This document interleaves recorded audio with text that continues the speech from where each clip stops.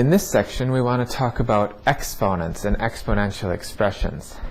Just to do a brief review of what that means, we'll look at this example, 4 to the power 3.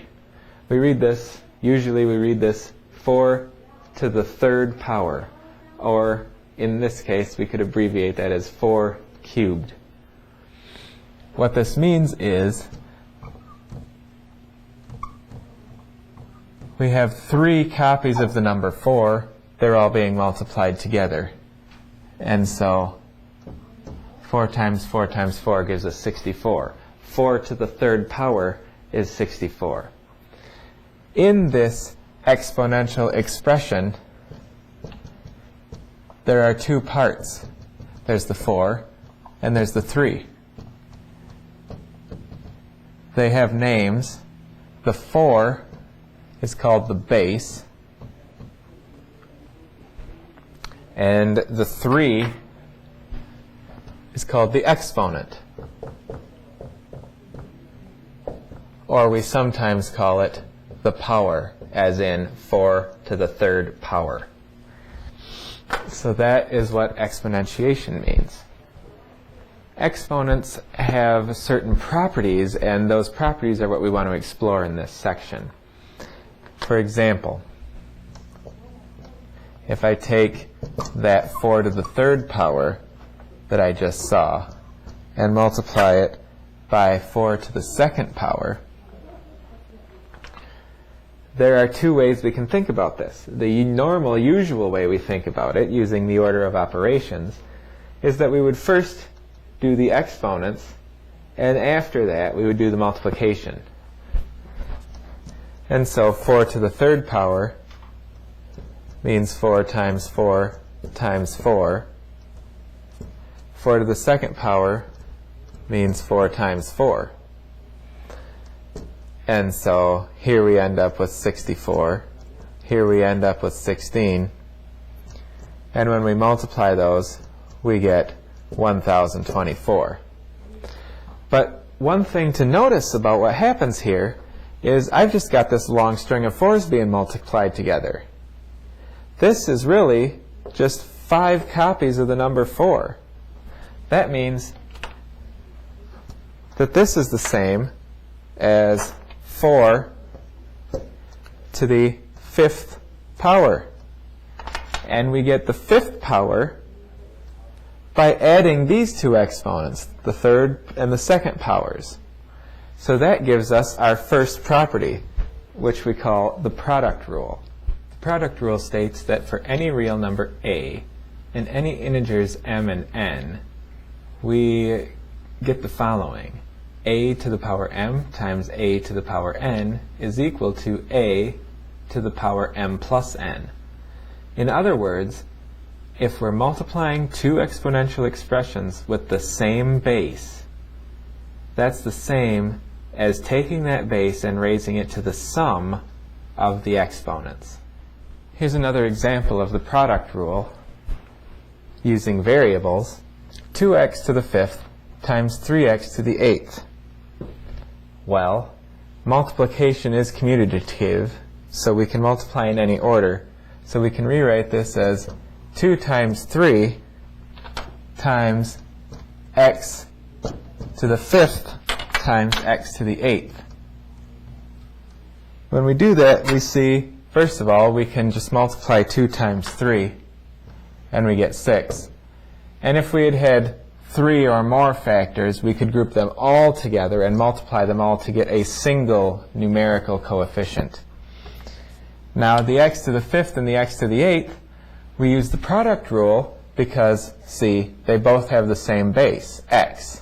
So we combine them into that one base, x, and then we add these exponents. 5 plus 8 makes 13. So 2x to the 5th times 3x to the 8th is 6x to the 13th. What if we're dividing instead of multiplying?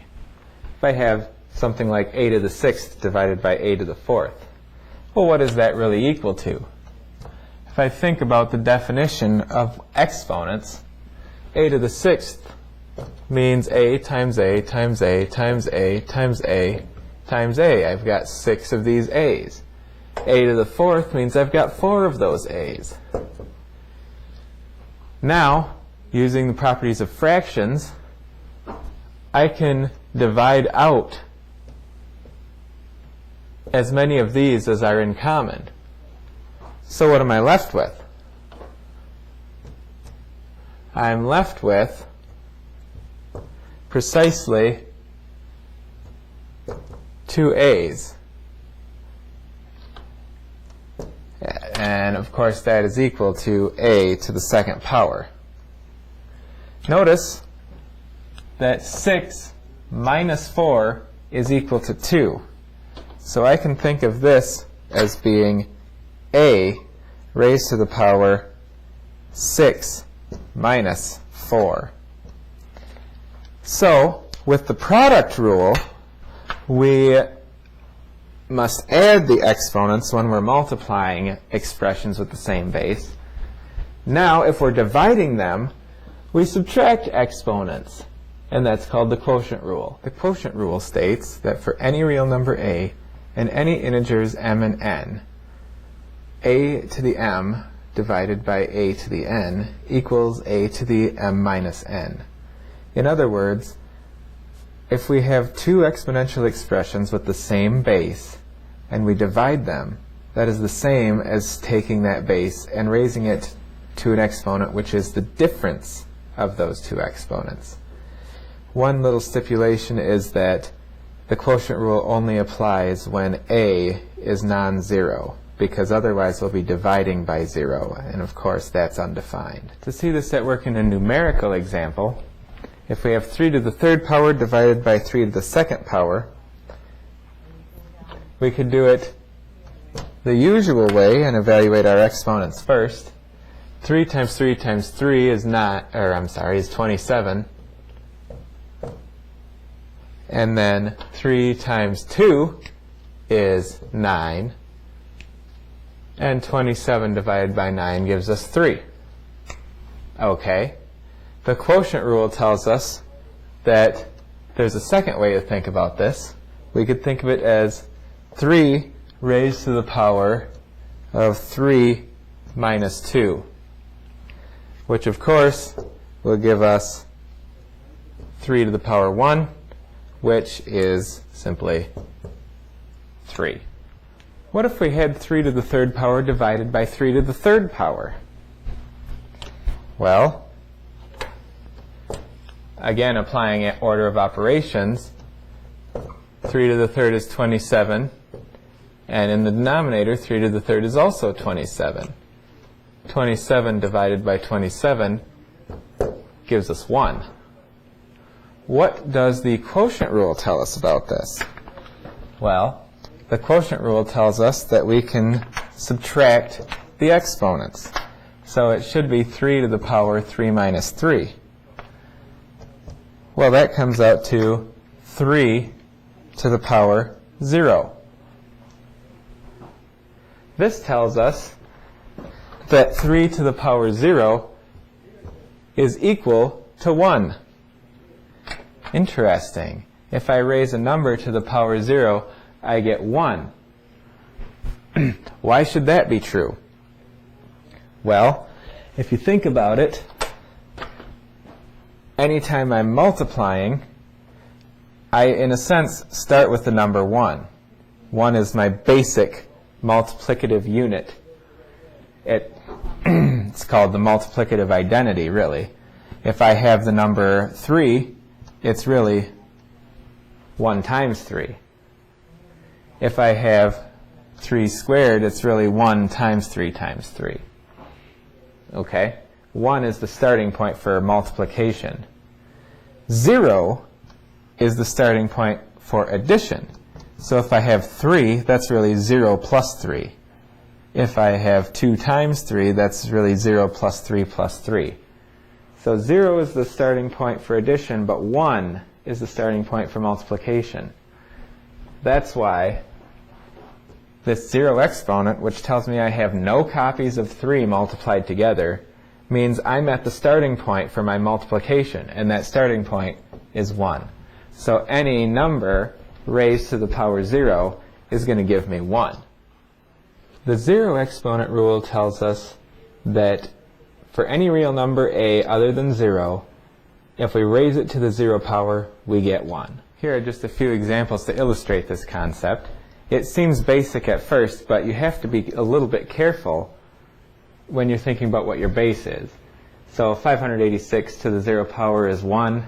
Doesn't matter how big our number is, to the 0 power it's 1. Negative 13.2. It doesn't have to be a whole number. It doesn't have to be a positive number. Raise it to the 0 power, it's 1. Now, on the other hand, in this example, negative 13.2 raised to the 0 power, I've written that's equal to negative 1. Why did I write that?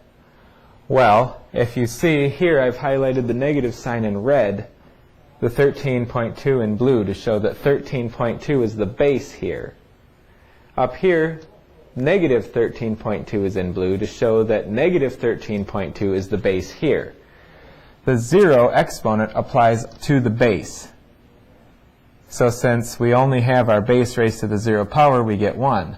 But here, to distinguish whether we want 13.2 or negative 13.2 to be the base, we have agreed to use parentheses to show that. So if the parentheses aren't there, then what this really means is 13.2 is the base, and then I'm taking the negative of it. So 13.2 to the 0 power is 1, but then the negative of that is negative 1. Here, it works for variables too. X to the 0 power is 1. On the other hand, 8x to the 0 power, this 0 power only applies to the x, not to the 8. So x to the 0 power is 1, but then I still have this 8 here. So 8 times 1 gives me 8.